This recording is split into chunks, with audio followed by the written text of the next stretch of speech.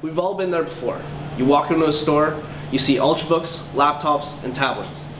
You don't know what to do. Well, with our 5 fast tips, we can help you make the grade. Number one feature on laptops this year that I recommend for all students is definitely the touch. It makes things a lot easier to interact with. You can open and close your programs simpler. It's just a touch of the screen now rather than having to hunt around with your mouse and make sure you're right on the X or find those programs to open. Even opening multiple programs is a lot easier with the touch screen ability. Imagine you're sitting in class and your professor says, this is the most important thing you're going to hear all year, and at that moment, your battery dies.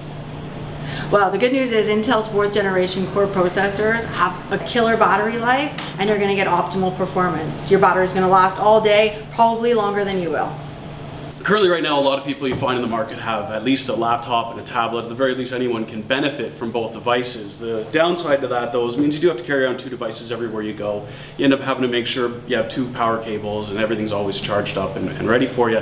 Fortunately now, though, we do have these great 2-in-1 devices available. It makes it a lot easier for everybody. You can go from a standard laptop mode for all your productivity into a nice tablet mode. It's nice and convenient to use, can be used for reading and be used just about anywhere you want. There's a lot of selection on the market right now. Tablets, laptops, and 2-in-1s.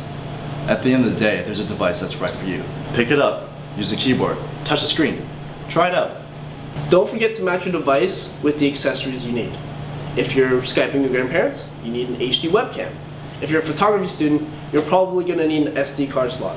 And if you're a gamer, you're going to need a mouse. Whatever it is, think about how you're going to use your device. 5 tips, 1 great device to help you get the most out of your classroom, no matter where your classroom is.